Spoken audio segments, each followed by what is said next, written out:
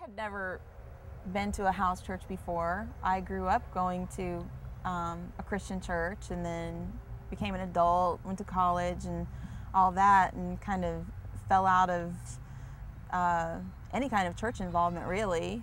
After trying it out for a couple of times, I was really excited because, you know, it's a chance to get together and have fellowship with one another and, you know, have dinner and dessert and a little fun, and it's in a comfortable atmosphere. And, you know, I think Joe and I have become even better friends since when we worked together. We would much better. see each other in passing in the hallway on the way to the restroom or on the way to the break room, and you know, now it's just, you know, it's a different level of a friendship. Completely. Now I know so much more about, you know, what's really going on in your life than I did when I saw you every day. Right. I know what a lot of your struggles are, and, you know, we've prayed together and been there with you during difficult times, and, you know, you've helped me pray about, you know, various things that I've gone through, and we've gotten to watch Noah, you know, which has been so much fun because he's such a little doll baby, and to watch him, you know, learn to walk, and, you know, it's just, it's a small group, but we have a real blend of ages. Right. And it's just fun to see how everybody changes, you know, over time. And we'll even email each other back and forth once in a while, and when we were working in the same building, you know, we didn't do that, so yeah, I love to email. Yeah. And really, our whole group does that. You know, we have an email trail, you know, that goes on all week back and forth. It's like you have a second family more than anything else. Yes, definitely. You know, if you need anything, you can call anyone in your house church if you're, you know, in an emergency situation. I personally don't have a lot of family in the area, so if I ever needed anything, I would definitely feel comfortable calling anybody in the house church. A couple nights ago, I was trying to do something with my pump, you know, change the filter on my pump, and a pipe broke. You know, so I called David, and a couple of the guys came out in the middle of the night. You know, well, in the middle of the night, but after dark. Yeah. Oh. And David held the flashlight. He's real good at that. He supervised, and Randy fixed the pipe for me, or I wouldn't have had water that night.